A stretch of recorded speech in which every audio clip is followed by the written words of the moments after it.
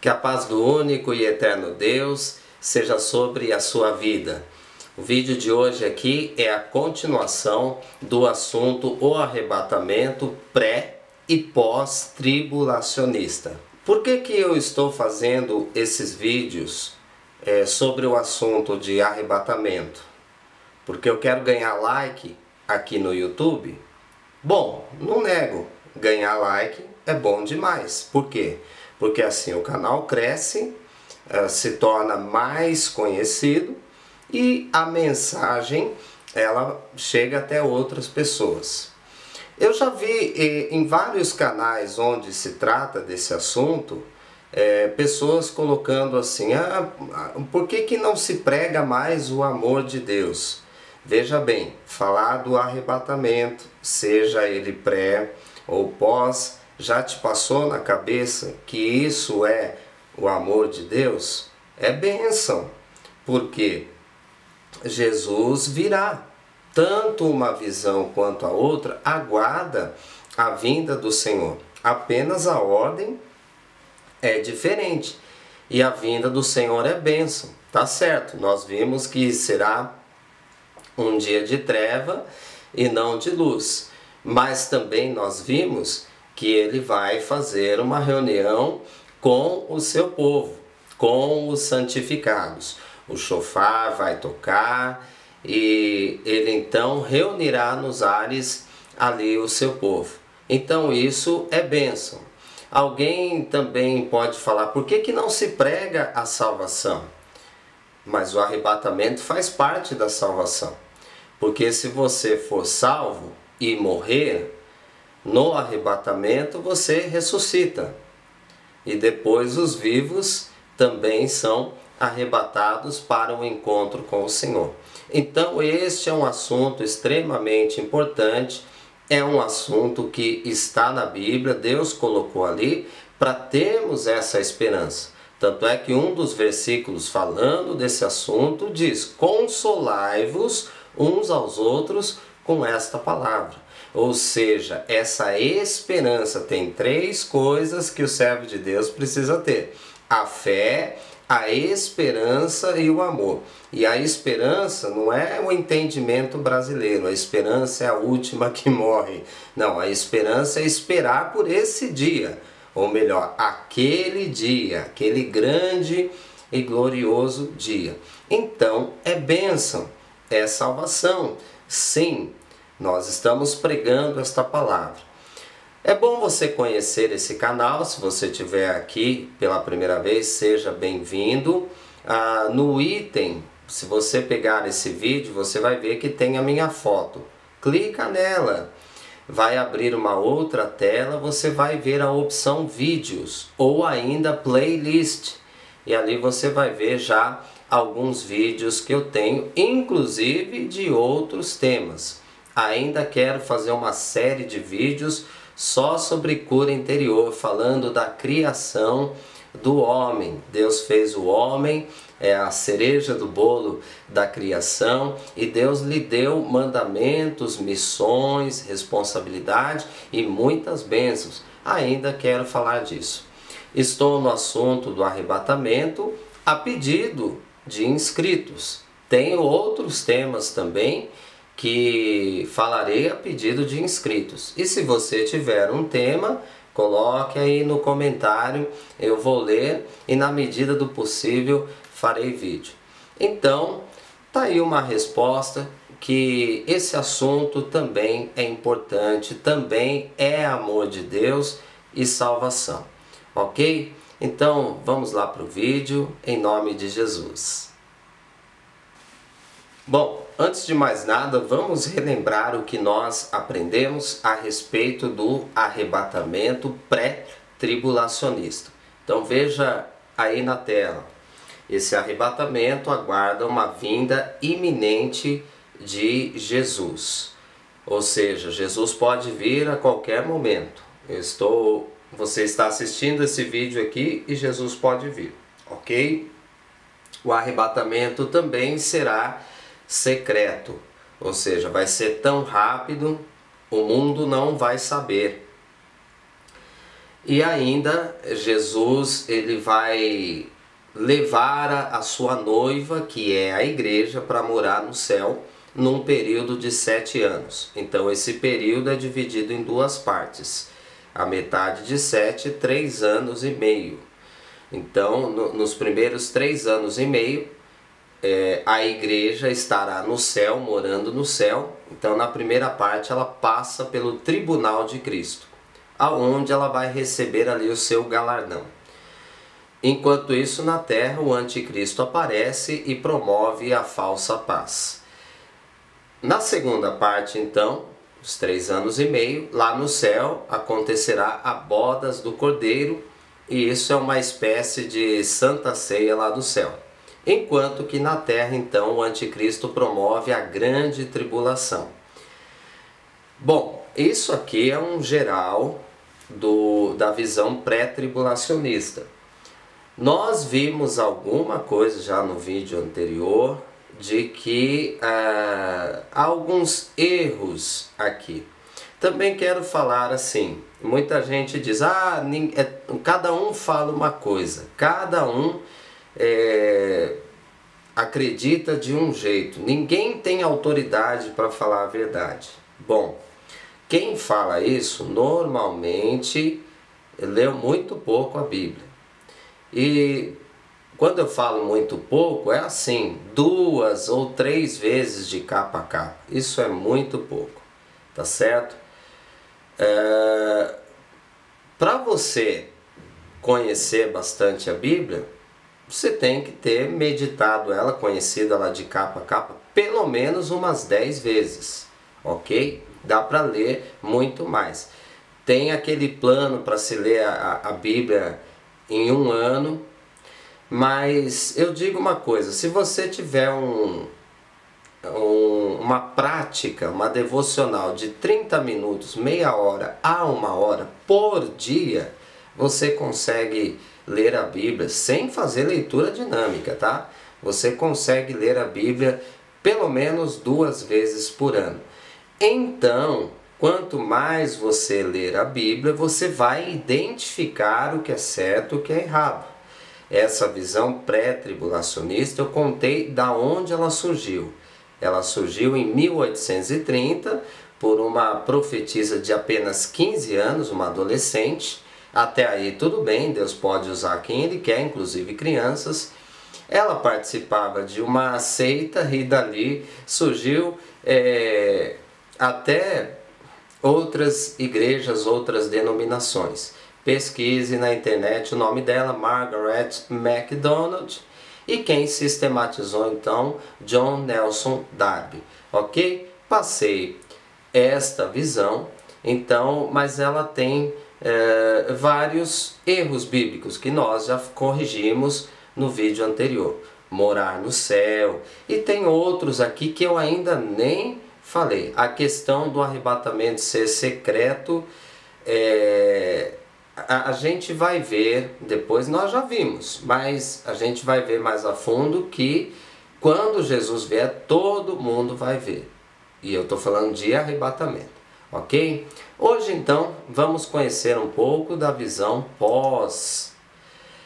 Alguém também comentou assim, tanto faz ser pré ou pós, né? Tudo bem, tanto faz. O mais importante é você ter a palavra de Deus dentro do teu coração, não somente estudos. Então medite a palavra, sabe? Ler a Bíblia de capa a capa 1 ou 2 ou 3 vezes é muito pouco. Eu falo por experiência própria. A partir de 10 vezes ou mais que você lê, que você começa a entender melhor os segredos de Deus, ok? Então é isso, medite, não fique com esse medo, quem lê demais fica louco. Eu tenho um outro vídeo, um vídeo curto de 10 minutos que fala a letra mata. Eu explico o que quer dizer isso. Vamos lá para o arrebatamento pós. Então ele aguarda também a vinda de Jesus. Porém, só depois de acontecer 3 coisas: a reconstrução do templo, a manifestação do anticristo e a grande tribulação. Ou seja, então o templo ele é reconstruído, 2 já foram destruídos, então seria o terceiro templo. Com isso aparece o anticristo e aí então ele vai promover a grande tribulação. Só depois disso então Jesus vem e arrebata a sua igreja, o seu povo. Vamos lembrar também que essa expressão noiva de Cristo nós vimos no vídeo anterior. A noiva de Cristo é a cidade que vai descer do céu. Ok? Mas isso depois do milênio, depois do juízo final, é o presente, é o último presente de Deus para a humanidade, representado pela festa dos tabernáculos. Isso eu vou falar bem mais para frente, em outro vídeo. Ok. O arrebatamento, então, pós-tribulacionista, ele é o dia do Senhor. Então, quando nós lemos a Bíblia e está falando o dia do Senhor, na visão pós, se trata também do arrebatamento. As duas coisas, ou melhor, esses dois eventos eles acontecem no mesmo dia. Além disso, o que vai acontecer? Jesus então reunirá com o seu povo nas alturas. Ok? Isso está fácil de entender. E por fim, então, ele desce com o seu povo para reinar. Bom, hoje, para o vídeo não ficar muito comprido, nós vamos ver um texto apenas da Bíblia, o porquê desta visão. Esta visão que aconteceu desde os tempos de Atos dos Apóstolos. Até 1830 não existia oficialmente uma visão diferente da pós-tribulacionista, ou seja, pré-tribulacionista. Não existia até 1830. Então vamos entender o porquê. O porquê que esta visão crê que o arrebatamento será depois da tribulação. Segundo Tessalonicenses, capítulo 2, versículos do 1 ao 4. Eu vou colocar aí na tela e eu vou ler um pouquinho diferente, tá? Vou ver aqui outras versões mais próximas do original. Então acompanhe na tela, depois você medita com a sua própria Bíblia e eu vou falar algumas coisas aqui. Quanto à vinda do nosso Senhor Jesus Cristo e a nossa reunião com Ele, rogamo-vos, irmãos, que não percais tão depressa a serenidade de espírito, e não vos perturbeis nem por palavra profética, nem por carta, que se diga vir de nós, como se o dia do Senhor já estivesse próximo. Esse dia do Senhor, em muitas Bíblias, está o dia de Cristo. Tem até Bíblia judaica que está o dia do Mashiach, né, que seria o Messias, em hebraico. Versículo 3. Não vos deixeis enganar por pessoa alguma, nem de modo algum, porque deve vir primeiro a apostasia, e aparecer o homem ímpio, o filho da perdição. Até mesmo tem uma versão dos códices gregos que coloca a palavra o adversário, ok? Então, Satã está ali. A levantar-se contra tudo que se chama Deus, ou recebe um culto, chegando a sentar-se pessoalmente no templo de Deus e querendo passar por Deus. Então vamos entender aqui, nesse texto ele é claro. E vamos lembrar que a igreja, a sinagoga dos Tessalonicenses, ou seja, onde a grande maioria era de não-judeus, mas tinha judeus lá também, Paulo, nas suas duas cartas, ele fala desse assunto, do dia do Senhor e do arrebatamento. Vamos lembrar algumas coisas aqui nesse texto. Primeiro, a vinda do Senhor e a reunião com Ele é a mesma coisa.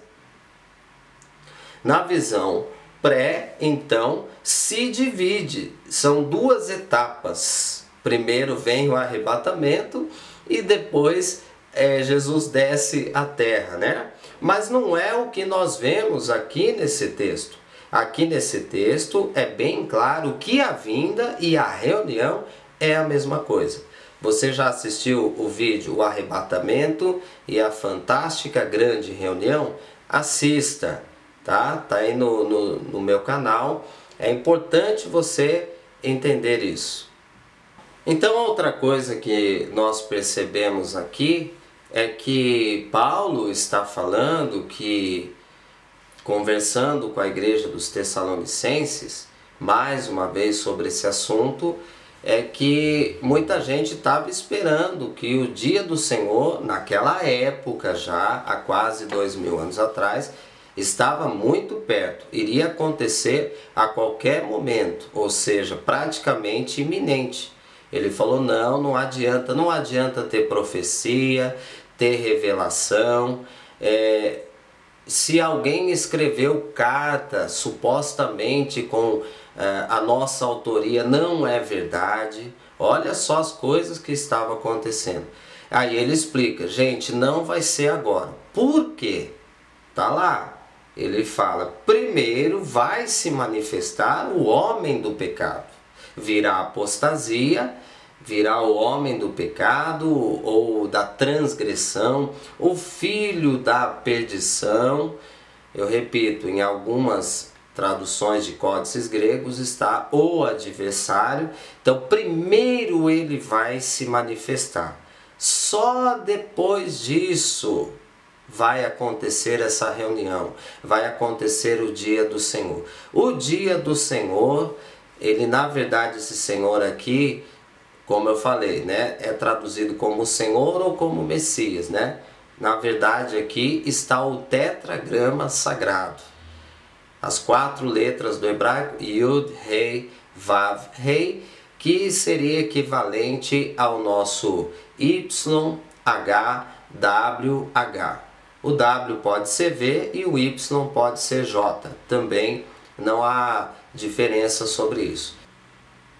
Então ali está o nome de Deus. O dia do eterno Deus, esse dia então, ele e juntamente a reunião, eles são uma coisa só. É o que está dizendo aí.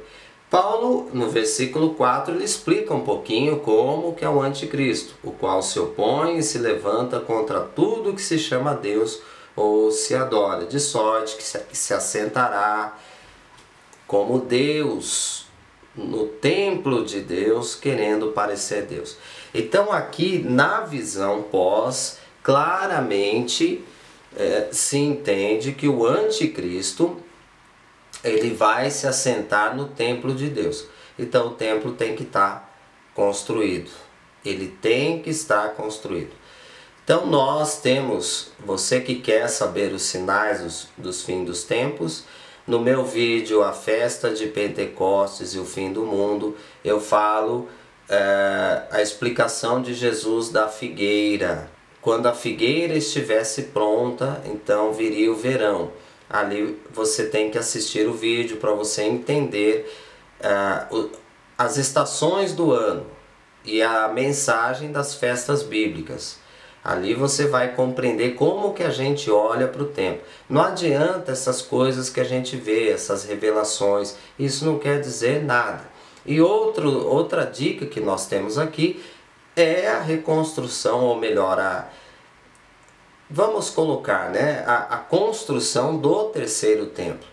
Ele tem que estar pronto, né? Se realmente começar, aí então a gente pode ficar mais atento, porque realmente aí vai estar bem mais próximo. Mesmo assim, se o templo que os judeus calculam, né, se eles derrubassem o Domo da Rocha hoje e fossem construir, edificar ali, eles calculam que em 6 meses estaria pronto. Mesmo que rapidamente o templo estiver pronto, ainda assim pode levar um tempo para o anticristo se manifestar. Bom, alguém quer saber, né, se ainda não entendeu se eu sou pré ou se eu sou pós, como eu falei, eu não gosto de rótulos, eu não gosto de títulos. Mas é óbvio que a visão pós, ela está mais de acordo com a Bíblia. Era a visão que os antigos acreditavam. Agora, no meu parecer, mesmo um pouquinho contra essa parte pós, é que por esse versículo não necessariamente está dizendo que o terceiro templo tem que ser reconstruído, e sim pode ser o local do templo. Na internet, algumas pessoas proporam, e é importante a gente assistir, ouvir, mesmo que não concorde. Algumas pessoas proporam que no futuro o anticristo vai propor de não derrubar o domo da rocha, mas permitir que os judeus construam o templo do lado do domo da rocha. Então ficaria o templo e o domo da rocha um ao lado do outro. Eu particularmente não acredito que isso vá acontecer. Por conhecer o judaísmo, eu não acredito que os rabinos ultra-ortodoxos, por exemplo, iriam aceitar. Os próprios judeus de Jerusalém não iriam aceitar. Porém, tá aí uma ideia. Agora, eu até creio que realmente o terceiro templo será levantado. Mas aqui para mim o versículo não é suficiente para dizer que o terceiro templo estará levantado, mas sim que o anticristo se assentará no trono. Nós temos ali a mesquita, mais conhecida como Al-Aqsa, e nós temos o Domo da Rocha, que é uma espécie de santuário muçulmano, que está bem no local do templo. O anticristo poderia colocar o trono dele ali e reinar dali mesmo, ok? Mas mostrando a visão pós, então, o templo, o terceiro templo tem que estar construído, tá certo? Nos meus vídeos eu falo quem é o anticristo, qual é a religião dele, você tem que assistir desde o primeiro vídeo. Falarei mais ainda sobre o anticristo. Segundo Tessalonicenses 2, do versículo 6 ao 12, diz assim: agora também sabeis o que é que ainda o retém. Esta palavra também pode ser traduzida como detém, não tem problema. Para aparecer só a seu tempo.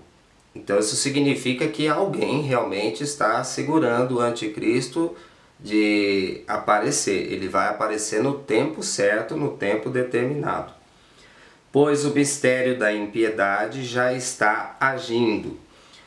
Isso também é uma palavra que pode se traduzir como começa a sair. É como se estivesse dentro de algum lugar e ele já está saindo, ele está escapando, aparecendo. Vamos continuar. Só é necessário que seja afastado o que ainda o retém. Esta palavra, aquele que ainda o retém, na língua portuguesa, então, a gente pode entender que pode ser uma pessoa. Tanto é que na visão pré-tribulacionista aqui diz que é o Espírito Santo que está detendo, está retendo o anticristo.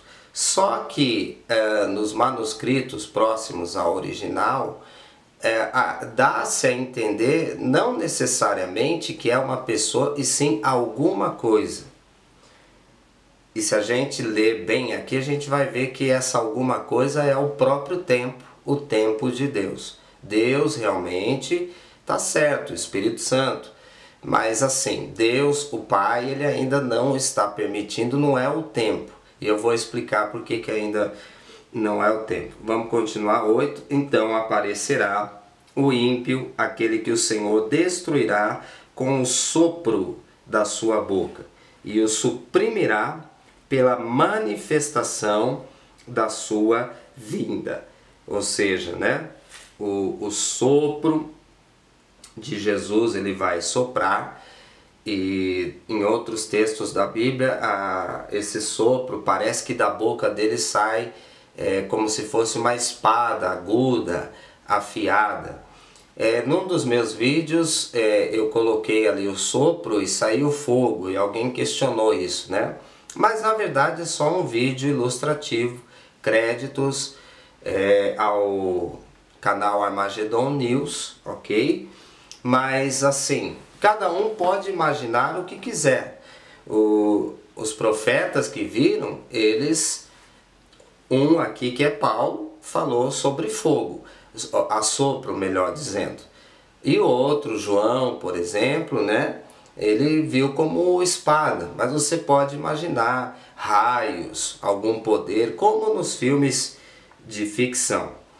Então, o Senhor Jesus vai assoprar e vai destruir o anticristo. Ok? 9. Ora, a vinda do ímpio será assinalada pela atividade de Satanás, com toda sorte de sinais, milagres e prodígios mentirosos, e por todas as seduções de injustiça, para aqueles que se perdem, porque não acolheram o amor da verdade, a fim de serem salvos. Olha como o assunto aqui está falando de salvação. Então é necessário que o anticristo venha, apesar de que vai ser muito doloroso para a humanidade.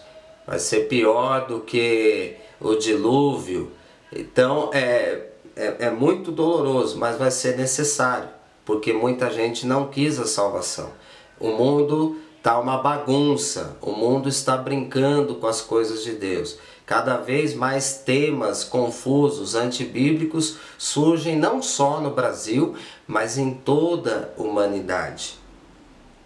Versículo 11. É por isso que Deus lhes manda o poder da sedução, para acreditarem na mentira e serem condenados todos os que não creram na verdade, mas antes consentiram na injustiça, ou antes tiveram o prazer na iniquidade. Então nós vemos aqui que tudo será necessário, a vinda do anticristo, a tribulação. Nós vamos ver no próximo vídeo mais sobre a visão pós. Por que a ira de Deus e a grande tribulação são duas coisas diferentes? Quem vai passar? Então, se a igreja vai passar pela tribulação, o que vai acontecer? A Bíblia promete também uma proteção para o povo de Deus. Nós vamos ver tudo isso nos próximos vídeos. Mas é importante você entender, tudo é necessário. O arrebatamento será necessário também. Mas o anticristo vindo por quê? Porque a humanidade escolheu o pecado, escolheu o mal, e eles vão escolher o anticristo. Agora, para você que tem acompanhado aos meus vídeos, o anticristo virá de uma religião. Qual é a religião? O Islã. O Islã terrorista e extremista. Sim. Se você tem dúvida quanto a isso, assista aos meus vídeos. Você vai ver lá na playlist, tem lá Anticristo. Acho que, se não me engano, 4 vídeos por enquanto. Então ele virá dessa religião. Essa religião será a maioria no mundo. É nesse momento? Não. Por isso que ainda não é o tempo. Mas eles estão se preparando, não é verdade? Na Europa eles estão crescendo, crescendo. Em 10 ou 20 anos eles já vão ser a maioria em muitos países. Vou te dar um exemplo. Na Europa hoje se tem um filho. E por que os senhores do mundo, também vou gravar um vídeo sobre os senhores do mundo, sobre os Illuminatis, sobre teoria da conspiração, vou falar sobre esse assunto também. Por que eles trabalham para que tenha mais casais homoafetivos? Porque eles não querem que as nações se multipliquem mais e mais. É cada vez menos. E o Islã, olha que coisa interessante. Um homem, ele tem direito de ter 4 esposas. E normalmente, sem exageros, eles têm 8, 10, 11 filhos de cada esposa. Imagina quantos filhos ele pode ter né, com 4 esposas. Então cada vez mais eles vão se multiplicando. Vai chegar um momento que eles serão a maioria no mundo. Isso pode acontecer no Brasil? Pode. Está longe? Não muito longe, porque eles têm vindo para cá. O Brasil tem dado asilo político também a muitos deles, como outras nações. Tudo isso é proposital. Então não é tempo ainda, mas esse tempo pode chegar. Pesquise na internet as estatísticas. Eu quero concluir esse vídeo aqui para não ficar tão grande assim, dizendo para você, virá sim tempos tribulosos. E tudo isso por causa do pecado do homem. É tudo aquilo que Jesus falou, separar o joio do trigo, ou então a árvore que dá bom fruto, separa os frutos bons, mas os frutos ruins são lançados fora. Onde há trevas, haverá pranto e ranger de dente. Tudo isso que Jesus falou nas suas parábolas são coisas que vão acontecer e nós temos que nos preparar para esses dias tribulosos. Então vamos vigiar, vamos lutar, andar em santidade. Você que é um meio crente é como a igreja de Laodiceia, né? Porque ela era morna, Deus estava a ponto de vomitar da boca dele. Vamos andar em santidade. Hoje está todo mundo pecando, está todo mundo errando, tem falsos crentes, tem falsos homens de Deus, mas procure você ser verdadeiro. Procure você andar no caminho certo. Ah, porque está tudo errado, ah, porque a igreja está isso, aquilo. Esquece essa ideia. Sirva ao Senhor, sirva sim numa igreja, porque isso é importante. A comunhão ela é importante também. Você pode ajudar, você pode ser luz nas trevas, ajudar muitas pessoas que estão enfraquecidas na fé. Fortaleça-se no Senhor e na força do seu poder. Enquanto isso, seja cheio do Espírito Santo. Tenha dons espirituais, dons de cura, para curar enfermos, para operar sinais, prodígios, poderes miraculosos, porque o anticristo vai fazer isso, só que poderes de mentira, poderes do engano de Satanás. Haverá tempos difíceis, mas no final deles, Jesus virá, o chofar vai tocar aqui na terra, porque será festa das trombetas, tocará no céu, porque o 7º anjo tocará o seu chofar. Deus também tocará o seu chofar. O Senhor virá com o chofar de Deus. E aí ele primeiro vai reunir o seu povo. Primeiro ele vai reunir aos santificados. E depois ele vai descer para reinar sobre a terra. Aí então virá o milênio. Nós também vamos aprender sobre isso. Eu só quero lembrar uma coisa, né? Que aqui muita gente quer colocar que aquele que detém o Espírito Santo, ou melhor, aquele que detém ao anticristo é o Espírito Santo, ou então a igreja fiel. Não, não é isso que está no texto, eu já expliquei. Porém, se você crê que existe uma igreja fiel, verdadeira, então faça parte dela. Não é denominação, claro que não. Mas é importante você estar congregando sim em uma denominação, sendo luz nas trevas. Ah, mas é o sistema. Muita gente agora está falando isso que é o sistema. Veja bem, Jesus ele estava num sistema? Não, mas ele ia lá na sinagoga. Ele só pôde ler Isaías 53 numa sinagoga porque ele era membro dela, ele fazia parte, né? Ele era um rabino, muita gente não sabe disso. Tema para outro vídeo. Então, faça parte, congregue e espere. Vigiai, o Senhor virá. Deus te abençoe, até o próximo vídeo, em nome de Jesus.